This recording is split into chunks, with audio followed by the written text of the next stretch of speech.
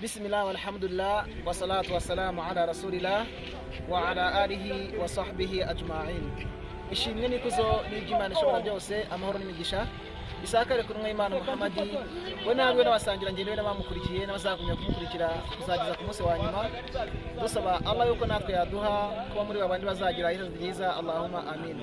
Nkuko mubibona ahangaha turi mu kigo cy'amahugurwa, akaba ari amahugurwa atangira ku itariki ya mbere ndetse abanyeshuri bahiga bakaba barangiza ku itariki 25. Nkuko mubibona rero twifuje kuba twaganira n'umwe mu basaza tuhasanze urangije amahugurwa muri kuno kwezi kwa 11, bakaba uyu munsi ariko bafashe impamyabumenyi zabo, ejo wenda bakababyuka bari gutahe.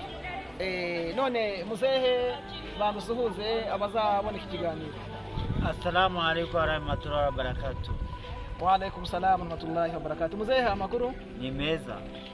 Nawe umwe mu banyeshuri dusanze angaha, amazina yawe nayahe, waturutse mu kahe karere? Naturutse mu karere ka Bugesera, amazina yanjye nitwa Ruberanziza Alphonse Sadi. Masha, ni iki cyagushishikarije kuza kwiga muri kino kigo cy'amahugurwa? Ikintu cyanshishikaje cyane ni ukugira ngo menye inzira y'ukuri, kuko ngiye nari mu Gatulika, hanyuma numva ko Isilamu ariyo nzira y'ukuri kandi ikaba idini y'ukuri.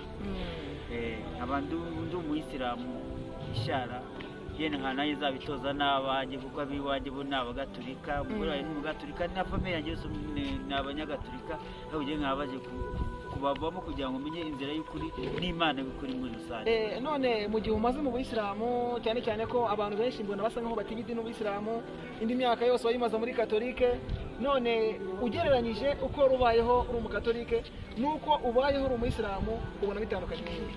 Mashara, uko mbayeho ubu ndi umuyisilamu, ntabwo nari mfite umubiri nk'uyu nguyu mumbona, nari mfite umubiri wakorobowe n'inzoga, nari mu nzoga meze nk'akazizi, mba mu nzoga nk'akazizi. Ubu rero ndumva nishimira ibyiza maze Isilamu imaze kungezaho, kuko ndabona ndi umuntu nayo ndireba nkabona ndi umusore kandi hejuru y'imyaka 60 ndabona nta kibazo Isilamu yankoreye ntabwo itagize, ndetse nzanayiramo nta n'idini nzojya gusubiramo. None numvise nubwo wabaye umuyisilamu ariko abenshi bo muri famille yawe mu muryango wawe ntabwo ari abayisilamu. Ntabwo ari abayisilamu. None nusubira mu rugo muzabana mute? Nisubira mu rugo bizitwara neza ko mwabitwigishije, gerageze kugira ngo mbigishe ndebe umwe nibanyamagana kandi nzakomeza idini yanjye nta kizayinkuraho. Mashara.